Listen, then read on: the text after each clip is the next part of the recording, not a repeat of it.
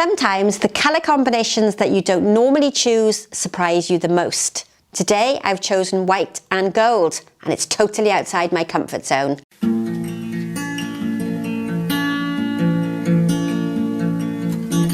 Welcome back. In today's video I'm going to be creating an arrangement with a gold and a white colour combination. It's a colour combination that I don't normally use and I don't think I've ever put together in the past, but I think it's a really stylish and elegant colour combination that would work in the home, the church or your office this Christmas. Well, I've seen it a lot in home decor, so I've been looking for some inspiration online, and I've noticed that it's a colour combination that's used quite a lot in restaurants, hotels, in those gorgeous foyer arrangements you see in those very prestigious hotels. So I'm going to copy the colour combination, but I'm going to create something that's quite elegant and quite simple that hopefully many of you will be able to do at home. The container today is this really elegant, I think it's got a little bit of a Eastern feel to it. I'm not quite sure why, but it reminds me of those Buddha statues that you see when you're traveling in the Far East. It's very textural. I have used it before, so you'll see at the back here there's a little bit of paint missing where I've added tape to the top, and then when I remove the tape I've damaged the container. So that's a consideration when you're using any container, especially if it's gilded, that if you are adding tape to hold your floral foam into place, then you might want to be really careful when you're taking it off. This pot is about the size of my hand. It's not a huge container, so therefore I'm not going to be able to create a huge arrangement. Always consider your scale, your proportions, and don't overfill so that you can't see the container. Having also said that, the container is quite fussy. It's quite dramatic, it's quite dominant, so I do need to make the top section big enough so that it draws your eye upwards and takes away a lot from those very angular sort of jagged points on the container. Now my floral foam has been pre-soaked, and that is about 2/3 of a block. I've pushed it right into the bottom, and something I very rarely think to mention when I'm on the channel, and I think it's because as a professional florist I don't tend to do this method, but for beginners sometimes it's a little easier to arrange when you take off the corner edge. Now I've had years of experience, too many years really of experience, and I'm used to arranging flowers in on that corner point, but if you're new you might be struggling to get flowers in on the corners. So that's a little tip. Shave off a little bit of the floral foam and you can angle your flowers in at the side in a more professional manner. I'm not too concerned that I've got a little bit of white of the pottery showing through. That's going to be the back of the arrangement. And what I'm going to do is quite tall, not really a traditional triangle, but something following a similar outline shape. It's quite a heavy container, so I know it's going to be balanced and stable. And if we think about those traditional floristry and flower arranging rules, we're going to go twice the height of the container. You can go taller if you want to, but just consider the balance. I'm thinking that this is going to look really nice on a hall table, could be lovely on the altar, and I mentioned in the introduction that it would also look really nice if you're making flowers for an office. Just going to slightly tilt that back. You might be a new florist and not sure what to create for small spaces. This would be good in a doctor's surgery, in a hairdresser's. And what I'm looking to do is to keep it fairly narrow, although I do have a few big pieces of foliage for the sides. So think about this, once, twice, that's roughly my height. This is florist Ruscus, Italian Ruscus or soft Ruscus. And I have this gorgeous grass. Now this is Miscanthus grass, and I have got quite a lot of it in the studio. So you might be seeing this a few times over Christmas. And I'm going to use this just to raise the height slightly on one side. Because it's a nice soft material, it's going to casually draw your eye away at the top. And I've used the thinner, softer one at the top. And this one that's a little bit fatter and chunkier is going to draw your eye down to the bottom. Now essentially this is going to end up similar to a triangle shape, but I'm not going to do that traditional triangle where flowers are equally dispersed on either side. I'm going to do a little bit more of a modern style where flowers are grouped together. Now I've not used a white and gold colour combination before. I noticed in last year's wreath making classes, quite a few of the ladies chose to decorate their wreaths in white and gold, and I think it's quite elegant, quite simple. And if you don't like the glitter and the glam for Christmas, then this is a really lovely colour combination.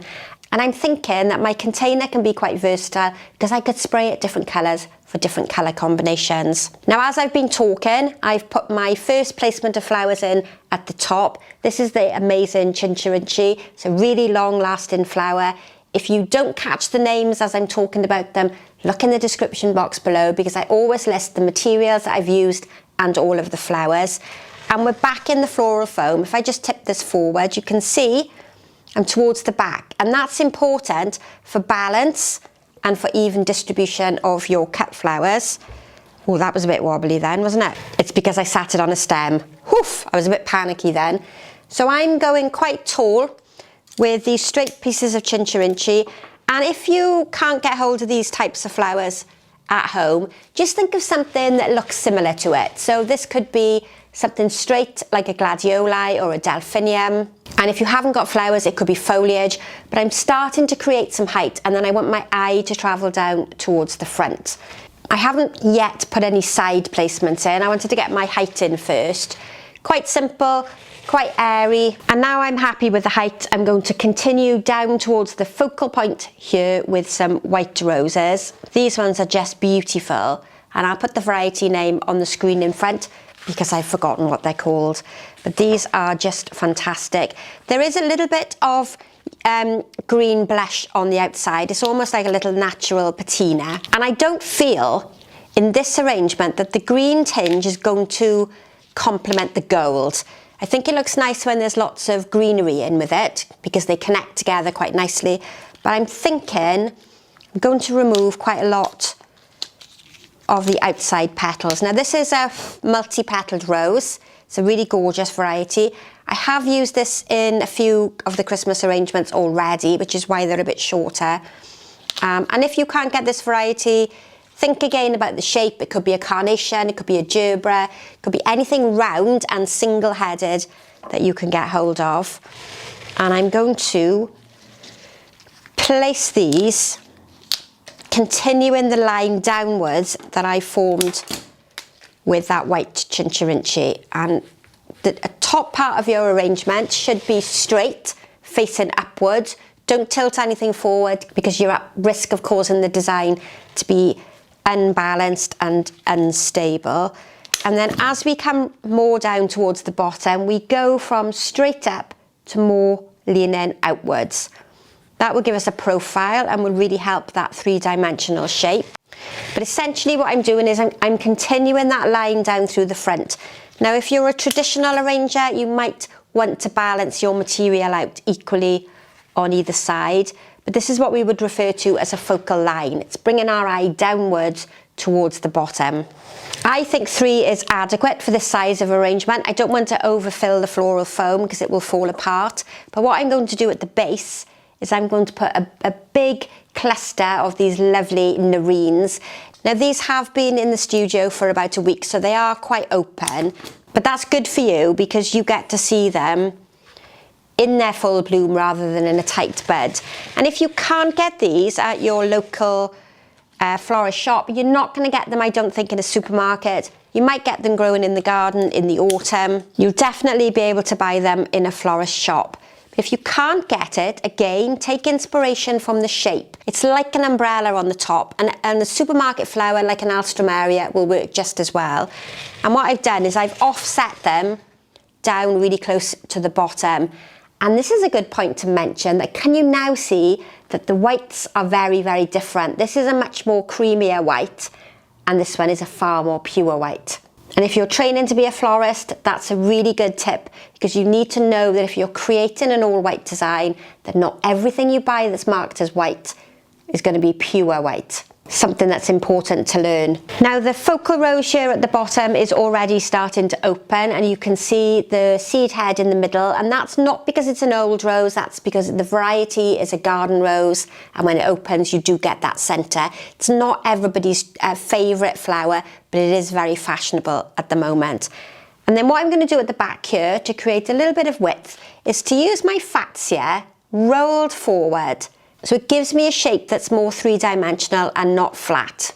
Now Fatsia grow in the garden. You can buy them from a florist shop. They're quite pointy and elongated, and on its own on the side or in a group, it's way, way too big. So what I'm going to do is bend the flower back. Let's get rid of this one. It's not a flower either. We're going to bend the leaf back so that each of the points of the leaf are meeting underneath my finger, and I'm going to hold them into position, and then I'm going to use a staple. Whoops, one's tried to escape. I'm going to use a staple to hold them into position. I think I'm going to cut that one off because it's a little bit rogue. It's not long enough to be stapled in.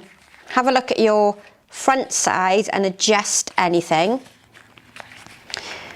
There's lots of leaves that you might have that are too big, and it's just a case of thinking about how you can work them into the arrangement without wasting them. So I'm looking for a fairly even shape. I think I'm happy with that one, and then what I'm going to do is staple them into position. If I wanted to, I could have sprayed these gold, but I didn't feel the need to. I thought the contrast was going to work better, and it was going to give a different colour, a nice contrast between the container. This doesn't harm the leaf in any way. It doesn't cause it to live any less length of time, but it does give you a more three-dimensional shape to work with and not such a flat piece of foliage. I think they're really lovely, and they're going to work nicely in the back. Sometimes it's worth spending a little time looking at the leaf because they don't always grow in the angle that you want them to be. Now I was planning on putting them on this side of the arrangement, but the shape of the leaf suits the opposite side better. So I'm going to cut them a little shorter and place them in at the back.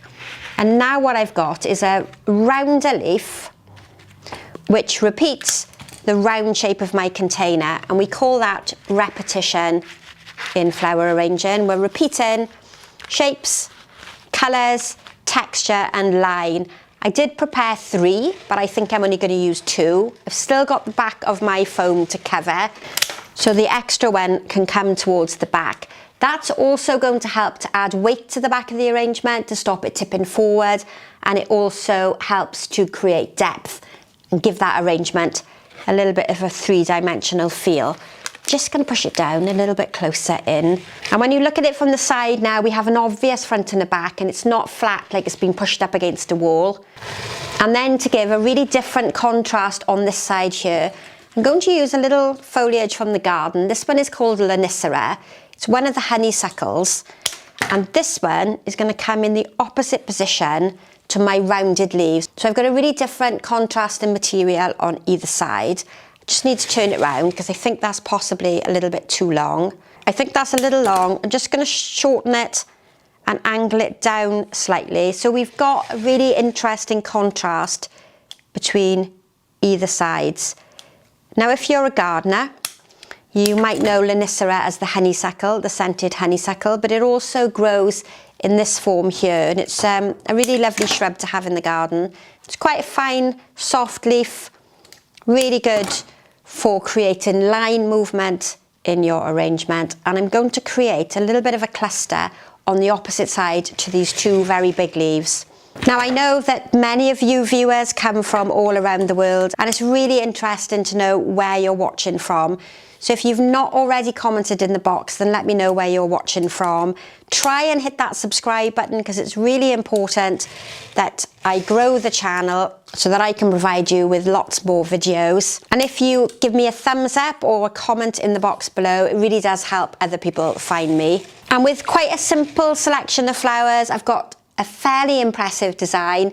If you do church flowers and you've got matching containers, then you can do these in opposite positions on the altar and they look fantastic. You could also do that on the mantelpiece at home. At the front section here, underneath my main rose, I'm going to use another garden foliage. This one is one of the Laurel family, and it's a nice elongated, lush dark green leaf, and that's going to tuck in really nicely underneath. It's a much smaller leaf than the laurel that we're normally used to using or seeing in floral designs, and it's a beautiful linking colour between my Fatsia there on the side. Now I've got one more piece of material before I fill in the back, and that's a small flower called the Euphorbia. Now if you're familiar with Euphorbias, you'll know that a little white sap comes out when you cut the leaves off or when you cut the bottom of the stem. That's an extreme irritant and is not good for anybody with sensitive skin. So if you are thinking of using anything from the Poinsettia family, which is the Euphorbia, you need to wear gloves because it can be a little bit unpleasant if you've got sensitive skin. They're short because I've used them in the previous arrangement, but normally they're quite long and they have gorgeous arching branches. But two of those tucked in at the front is really going to finish off my arrangement. And just back in this section here where I need a little bit of extra material, I've got some decorative feathers, beautifully gilded material, and they're just going to group together in a little cluster there. It's going to help pick up on the colour of my container and give me a connection between the top and the bottom. And that small little area around the back where I don't have any greenery, and you can see my floral foam, I'm going to pop in a few short pieces of the laurel. And I think we're pretty much done for today's arrangement. Now it's definitely a colour combination that I don't think I've ever worked with before, but I really love it. It's very simple, very elegant. And if you really don't like all those tacky Christmas baubles and glitz that you can have over Christmas, this is a really lovely one to try at home. It's essentially a triangle, so for those of you that don't like the traditional triangle, this is a grouped version where all the flowers are clustered together, and I hope you've enjoyed it. I look forward, as ever, to seeing you for the next tutorial. Thanks for watching. Goodbye for now.